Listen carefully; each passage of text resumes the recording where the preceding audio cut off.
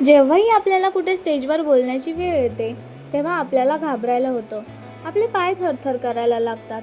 आपण जे काही पाठ केलेलं असतं, ते आपण विसरून जातो.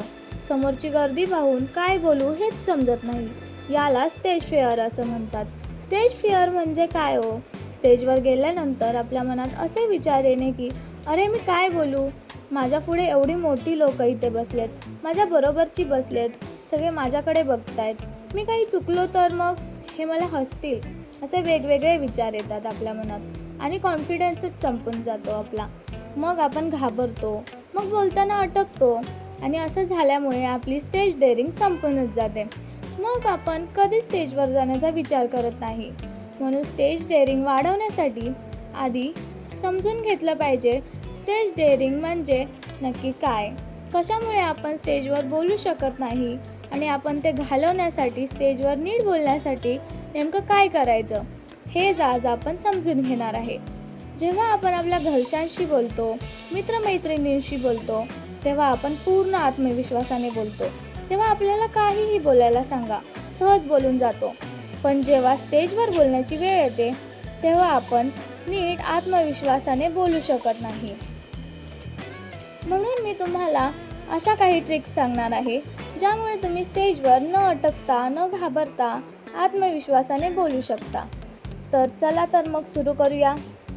जसं तुम्ही स्टेजवर जाण्याची वेळ येते, तुमचे नाव घेतले जाते, सगळ्यात जास्त तेव्हा घाबरायला होतं, धडधड व्हायला लागते. म्हणून तुम्ही जेव्हा स्टेजवर जाता तेव्हा लगेच बोलायला सुरुवात नका करू. थोडं 1-2 सेकंद थांबा. बसलेल्या ऑडियन्सकडे एक नजर टाका. स्वतःच्या हाताने माईकला ॲडजस्ट करा आणि एक मोठा श्वास घ्या आणि त्यानंतर बोलायला सुरुवात करा. असं केल्याने काय होते, आपल्याला समोरच्या गर्दीची कल्पना येते, आपण जागेवर सेट होतो आणि आपण काही विसरत नाही. जे आपल्याला बोलायचे ते लक्षात राहतं. दुसरी गोष्ट म्हणजे आपण बोलायला सुरुवात केल्यानंतर काहींचे पाय थरथरायला लागतात, काहींना घाम येतो, धडधड वाढत जाते. पण हे सगळं तुम्हाला जाणवतं, ते आपल्याला जाणवतं, ते समोरच्यांना नाही समजत.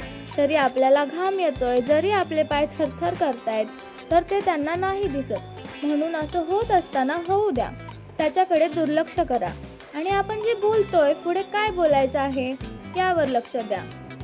कारण जेव्हा आपले पाय थरथर करतात, घाम येतो, काही जण त्याच्याकडे लक्ष देतात, त्यांचा घाम पुसतात, खाली बघतात, इकडे तिकडे बघतात आणि यामुळे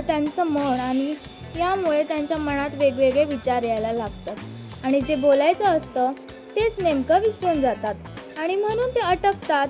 बोलताना प्रॅक्टिस तर सगळ्यांनी केलेली असते बऱ्यापैकी.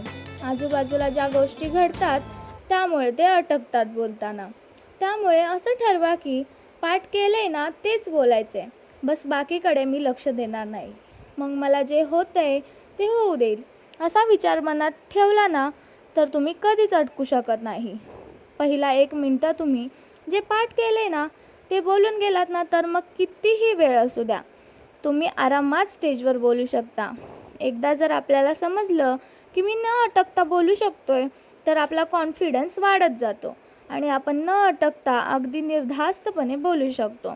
एखाद्या ठिकाणी तुम्हाला वक्तृत्वामध्ये अपयश आलं असेल तर हार मानू नका. 1दा-2दा ट्राय करून तरी बघा. तुमच्यासारखं कोणीच बोलू शकणार नाही.